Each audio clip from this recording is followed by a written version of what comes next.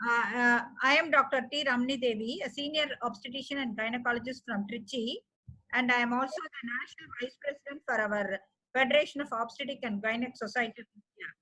So, share screen.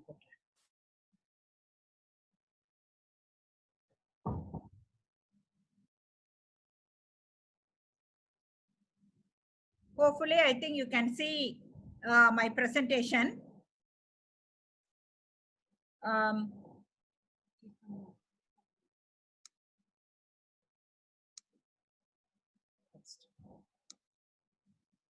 So, arrival of a newborn is a great boon to the family. Yes, everybody wants to have a future sibling in our family, and it is always very pleasant to have a newborn baby with us. But then, Dr. Prabhu Ilango has in detail explained about entire coronavirus, like how a medical student should understand. But in this, I will just present to what the public should know about antenatal matters. So here, 8% of the people who are suffering because of corona infection, they belong to the age group of 20 to 29 years. And among that also, men are more affected. Around 60 to 70% of the corona infection is only among the male population, and around 30 to 40% the women are affected, and children are affected. It's no assumption that children are not affected in the corona. Even 5 to 10% of the children are affected. So that a patient is coming, doctor, my wife has missed her periods. We did a cord test. It is positive. In this corona situation, she is coming with the couple are coming to the consultant with a positive pregnancy test. Now, in this situation, how are we to advise these young women, young couple rather? So in India, if you take the statistics, 29 million women they deliver per year.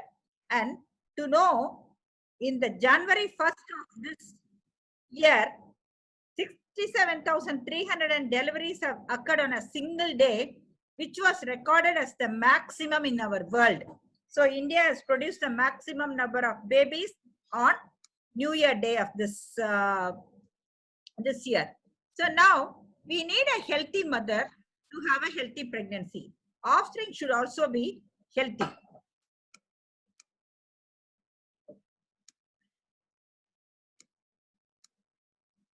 So the outcome of pregnancy, see, we want every pregnancy to culminate in a healthy baby and a healthy mother.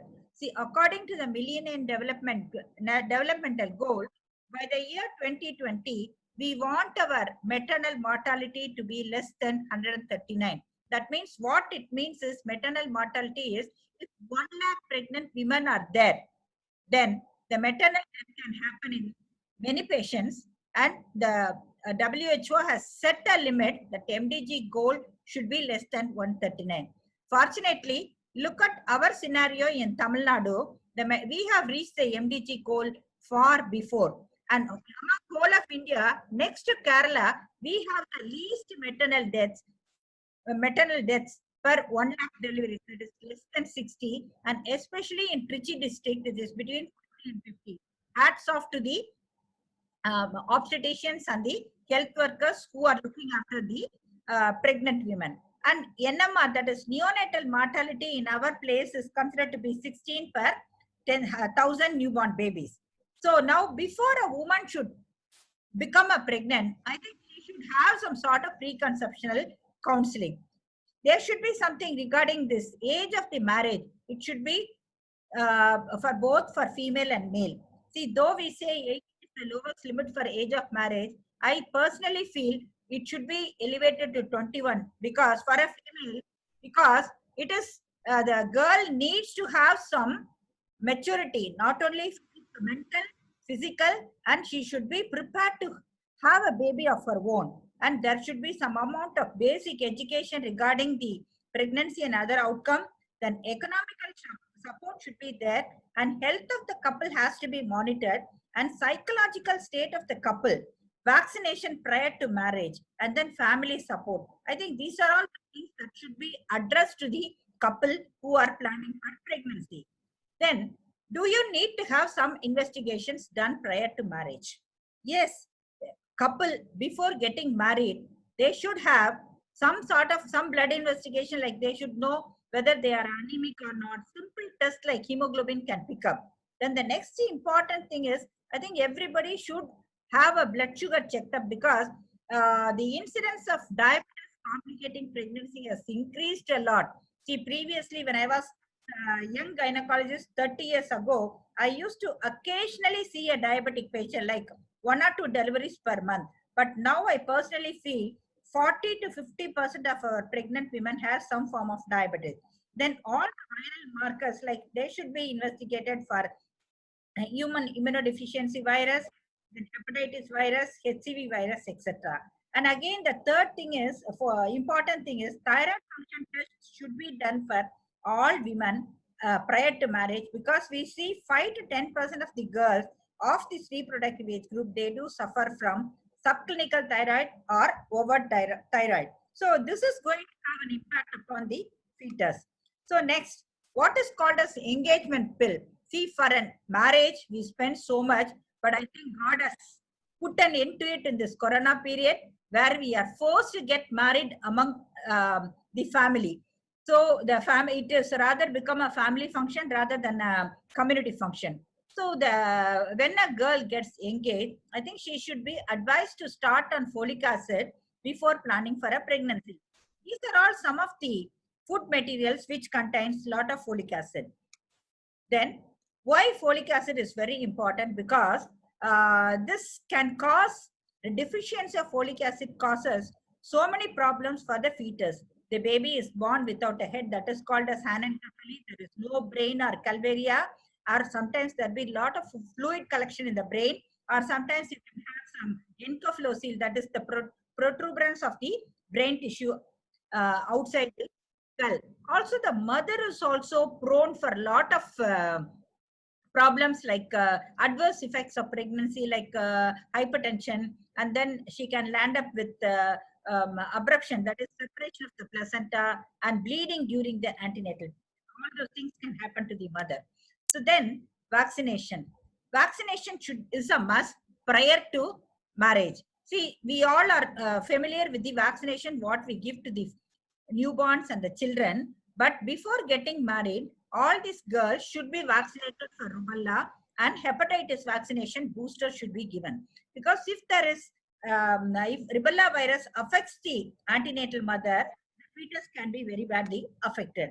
So the pregnancy in the current situation, so far I have given just an information, general information, how a couple should plan prior to pregnancy.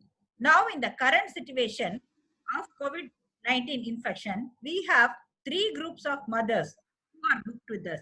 One is an uninfected mother, and the second one is a suspected mother, and the third one is definitely COVID positive. See, now we have to modify our antenatal visits, because previously we used to divide pregnancy into 3 trimesters. That is first 3 months, second 3 months, and the third 3 months. And the first 3 months we advise them to have at least 2 to 3 visits. Second also 2 to 3, and nearing term we advise them to have a 3 to 4 visit. But such number of visits are not possible in the COVID situation. So we have to modify our plan of treatment. Again, we advise usually an ultrasonogram. See, general people may think, why should we have so many ultrasounds when our grandmothers and mothers did not have so many? But you look at the incidence of fetal abnormalities, what they had faced earlier, a number of neonatal deaths they had earlier. So nowadays, each and every baby is precious to us, and very rarely we lose the baby during periods, during pregnancy and labor, and so they need to have some form of ultrasonogram taken at 8 weeks, 13 weeks, then a detailed anomaly scan at 20 weeks, and 26 to 28 weeks. Again, some of the anomalies are abnormal babies are picked up at that time. And again, growth scan, whether the baby has grown properly, all those things can be picked up only at 32 to 34 weeks. So the investigation, see, once when a pregnant woman comes to a doctor, what are the investigations they should do? They should have a proper height and weight estimation, calculate the body mass index, blood group of the patient should be known, hemoglobin should be known, sugars, viral markers, thyroid and urine examination should be done. So the dating scan will show the picture of it will give a confirmation whether the patient is pregnant or not. It will give a confirmation. Number of fetuses. Sometimes the mother can have twin babies, or sometimes the pregnancy can be in the tube, or occasionally the pregnancy can be both inside the uterus and outside the uterus. And sometimes we do come across what is called as a molar pregnancy, or what we call it in Tamil as Muthupillai. So all these things can be picked up at a very early stage so that we can terminate or we can act accordingly. Then, so this is an NT scan where you see the thickness of something like the NT that is marked as NT. This can pick up. This is a normal baby, but this is a baby with abnormality where you can see the nasal bone in a healthy baby, where you don't see the nasal bone. So this at this stage, 12 weeks itself, we are able to identify some Downs baby and we can terminate. So the second trimester at 20 weeks and 24 weeks, we can do a scan. These are all the 3D pictures and 4D pictures of beautiful pictures of the fetus in utero. This is the fetal echo. So at this stage, we can assess whether the baby and the mother is at high risk in the third trimester. So in the third trimester, we advise the patients to come to between 32 and 34 weeks, do the routine investigation, and from 36 weeks onwards, weekly visits are needed. But we need to modify during COVID time. That is, first trimester visit, we have to reduce it to 2 visits instead of 3, maybe at 8 weeks or 13 weeks. And again at second trimester, 18 to 20 weeks, and again 24 to 26. And finally, in the third trimester, 1 growth cone at 30 to 32 weeks and 1 at the time of labor. So extra visits, the patient has to come to the doctor when she has pain, bleeding, severe vomiting, or discharge from the genitals, fever and cough and cold. So then, how should they reach the hospital? Sir has very well pointed out, a patient who is suspected to have COVID or in this COVID situation, what advice do we give to the pregnant woman? First thing is, we advise them to go for a teleconferencing, because see, unnecessarily the patient should also not get infected, as well as if she is a carrier of infection, she should not transmit to the other patients in the antenatal OPD or to the healthcare personnel. So they should first have a teleconferencing, and they should preferably come by a public, not by a public transport. They have to have a private transport, and they have to call the maternity team in advance. That is, advance booking should be there. And when they come, they are preferably advised not to come with so many people, because it is a custom in our country. The pregnant girl usually comes with a lot of her relatives. That should not be there. And there should be safety ensured to the healthcare personnel also. So this teleconferencing was once thought that it is not advisable one for the patients. But now, in this current situation, March 25th, 2020, IMA has given approval for telemedicine. So this, through the way of telemedicine, I think this patients can get an advice over the phone, make a video call or a video chat, and they can have a direct communication with the doctor. Okay, then screening for the mother. When the patient antenatal mother comes to the consultant, we must suspect or confirm confirm that she is a COVID positive, or she is a normal. These are the 3 possibilities. So how can we achieve this? Like sir has already put up the 3 beautiful slides where he shows history of TOCC. That means travel, occupation, cluster, and contact. That should be asked. And history of SARI. That means any symptoms suggestive of severe acute respiratory illness, or ILI, that is influenza-like syndrome. So if anybody has the symptoms, then these patients may have COVID, or they can be confirmed COVID positive cases. So this is what sir has already given up. So I am just skipping all those things. And then now confirmation of COVID is by rapid pregnancy test or RT-PCR test. So now they have been talking something that even if the patient has recovered, the repeat test shows COVID positive. That is probably because the dead fragments of the novel coronavirus led to false positive test in recovered patients. Then again, why we are so much bothered about corona infection for the mother.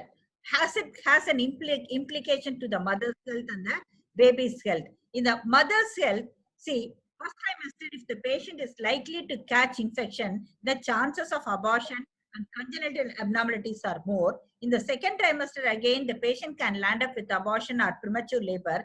Third trimester, that is in the last 3 months, patient can go in for preterm labor, or the baby can die in utero. So how to manage this women? So first thing is, they should, if suspected cases, should get quarantined first. They should have a COVID testing. They should have other renal and liver function tests, because sir has beautifully explained that there are impact upon the kidney and the liver, and they should be initially treated symptomatically, and till the results comes as negative, you have to continue the treatment and they have to be kept in quarantine. Or if they are hospitalized, they can be discharged. If they are going to be positive, then these patients, antenatal mothers, should be shifted to COVID special hospitals, which handles the antenatal mothers. So this is what is given. First is isolation, antenatal contact, then you have to follow the algorithm, suspected cases or confirmed cases.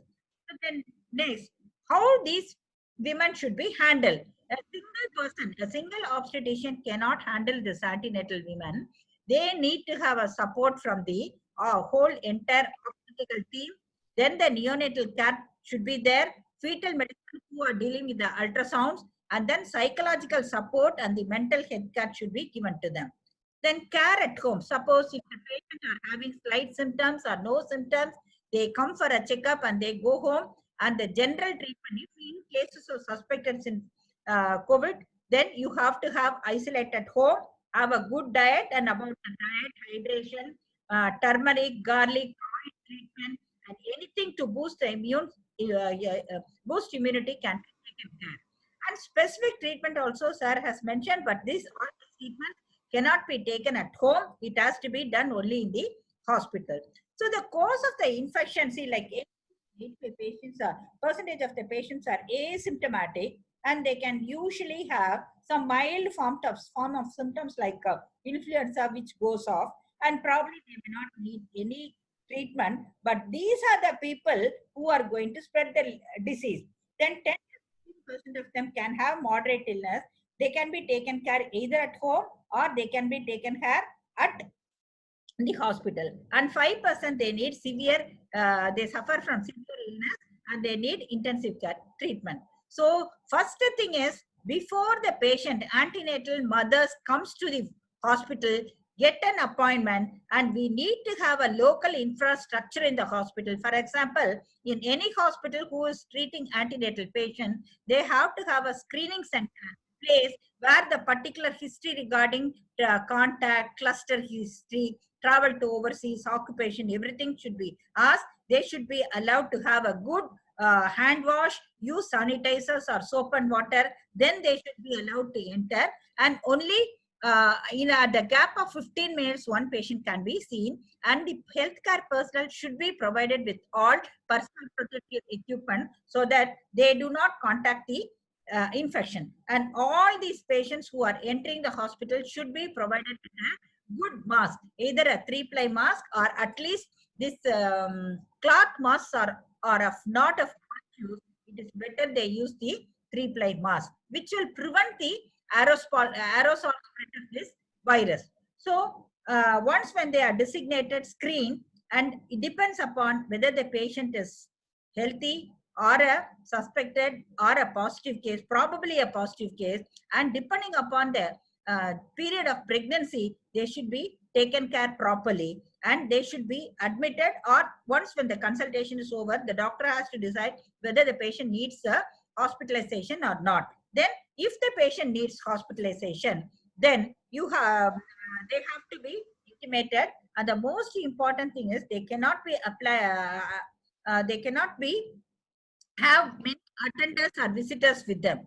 It should be restricted, no visitors. That should be the option. So there should be multidisciplinary approach available in that particular place, and healthcare providers should be provided with the PPEs, and the patient should be immediately transferred to the isolation room, and the blood should be immediately checked for coronavirus infection. So there should be a following initial history screening, triaging, and then the patient should be shifted to the isolation room. In the isolation room, two things can happen for a pregnant woman. One is the pregnant woman maybe in the early stage of pregnancy where she needs only a consultation and where she may not require hospitalization. But in the third phase, in third trimester, the patient may land up with a premature delivery or a term delivery where she needs labor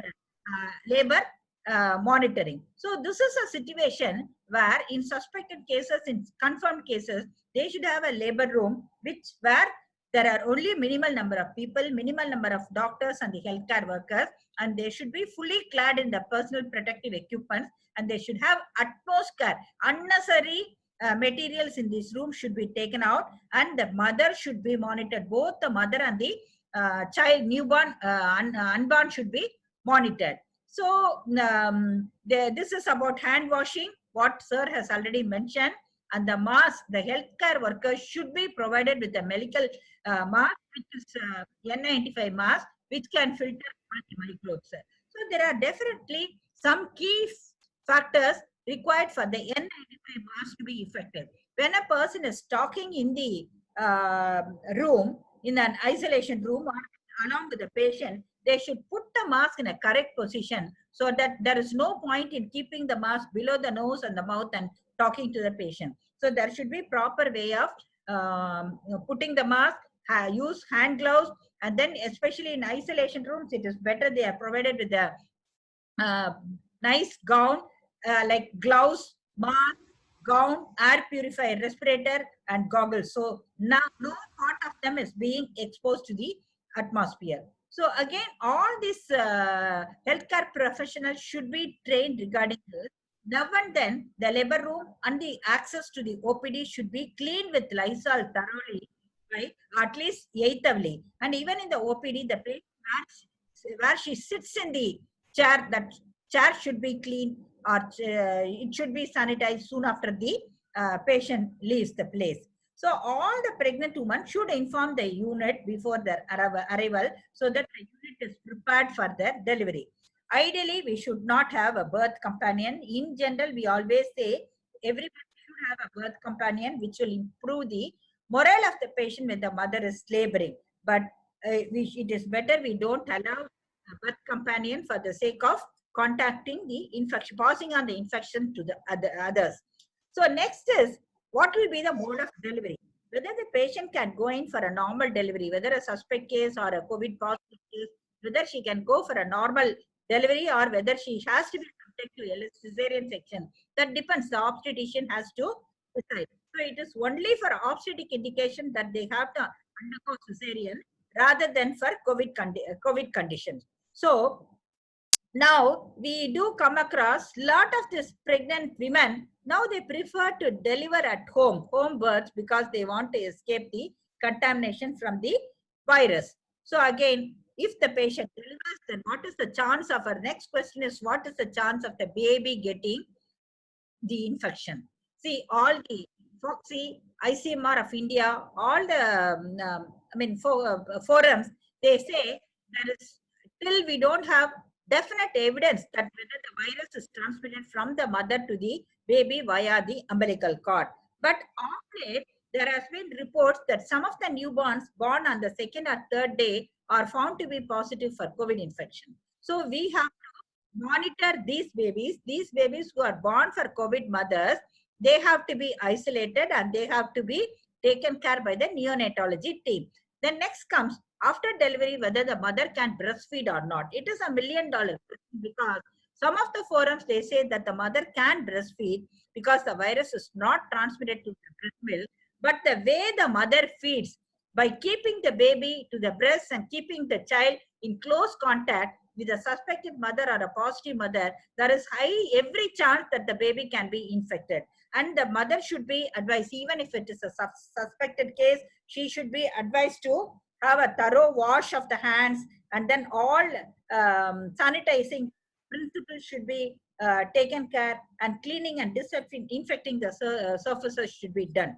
So then the newborn has to be subjected for testing. Oropharyngeal or nasopharyngeal swabs should be taken and RT-PCR should be done.